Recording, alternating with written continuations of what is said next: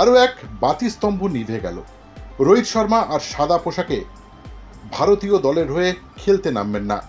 হ্যাঁ, Rohit Sharma test cricket থেকে অবসর নিলেন, গুড বাই জানালেন। সামাজিক যোগাযোগ মাধ্যমে তার বার্তায় এই সিদ্ধান্তের কথা জানিয়েছেন কিংবদন্তি। বলেছেন তিনি একদিনের ক্রিকেটে ভারতের হয়ে খেলা চালিয়ে যাবেন। টি-20 ক্রিকেট থেকে আগেই অবসর নিয়েছিলেন, এবার টেস্ট ক্রিকেটকে বিদায় জানালেন। শুধুমাত্র একদিনের ক্রিকেটেই দেখতে পাবো রোহিত শর্মাকে। রোহিত তার ইনস্টাগ্রাম স্টোরিতে লিখেছেন, আমি জানাতে চাই যে আমি টেস্ট ক্রিকেট থেকে অবসর নিচ্ছি। সাদা জার্সিতে দেশের হয়ে প্রতিনিধিত্ব করা আমার জন্য এক বিশাল সম্মানের বিষয়। এতদিন ভালোবাসা ও সমর্থনের জন্য ধন্যবাদ। আমি একদিনের ক্রিকেট ফরম্যাটে ভারতের হয়ে খেলা চালিয়ে যাব, ব্যাস এটুকু লিখেই টেস্ট ট্রফি তুলে রাখলেন। তবে এই সিদ্ধান্ত কেন নিলেন কিংবদন্তি? প্রবল চাপে নাকি সম্মান বাঁচিয়ে নিজেকে সরিয়ে নিলেন অধিনায়ক? এই সিদ্ধান্ত এসেছে এমন এক সময়ে যখন বেশ কিছু প্রশ্ন সামনে আসছে। সূত্র মারফত জানা গেছে নির্বাচকরা ইংল্যান্ড সফরের জন্য নতুন টেস্ট অধিনায়ক খুঁজছেন, যা 20 জুন থেকে শুরু। সূত্র মতে রোহিত কি শুধুমাত্র ব্যাটার হিসেবে দলে থাকবেন সে নিয়েও অনিশ্চয়তা ছিল। এতেই বোঝা যাচ্ছে নির্বাচকদের অবস্থান বিবেচনা করে রোহিত একাগ্রচিত্তে এই সিদ্ধান্ত নিয়েছেন। এখন নতুন অধিনায়কের নাম ঘোষণা করা হবে।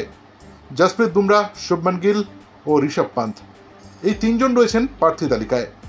এর আগে অস্ট্রেলিয়ার বিরুদ্ধে রোহিতের অনুপস্থিতিতে বুমরা নেতৃত্ব দিয়েছিলেন। এর আগেও বছরের শুরুতে রোহিত টেস্ট থেকে অবসর নেওয়ার কথা ভেবেছিলেন। তবে ফেব্রুয়ারিতে চ্যাম্পিয়ন্স ট্রফি জয়ের পর তিনি বিসিসিআই কর্মকর্তাদের সঙ্গে আলোচনায় বসেন এবং ইংল্যান্ড সফরের জন্য সুযোগ চান। বিসিসিআই তখন তার সেই অনুরোধ মেনে নেয়। তবে রোহিতের হঠাৎ সিদ্ধান্ত নির্বাচকদের একটু জটিল অবস্থায় ফেলে দেয়। 38 বছর বয়সী একজন ক্রিকেটারকে নতুন টেস্ট চক্রের শুরুতে অধিনায়ক হিসেবে রাখার বিষয়ে তারা সম্পূর্ণ নিশ্চিত ছিলেন না।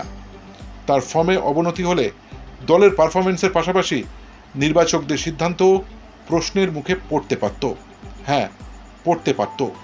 অবসর নিয়ে সব বিতর্ক নিভিয়ে দিলেন রোহিত শর্মা।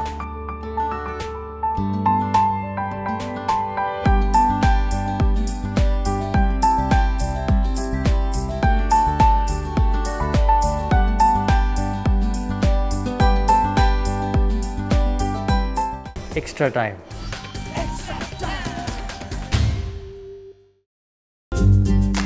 লেটেস্ট নিউজ আর এক্সক্লুসিভ ভিডিওর সঙ্গে আপডেট থাকতে এখনই সাবস্ক্রাইব করুন আমাদের ইউটিউব চ্যানেল।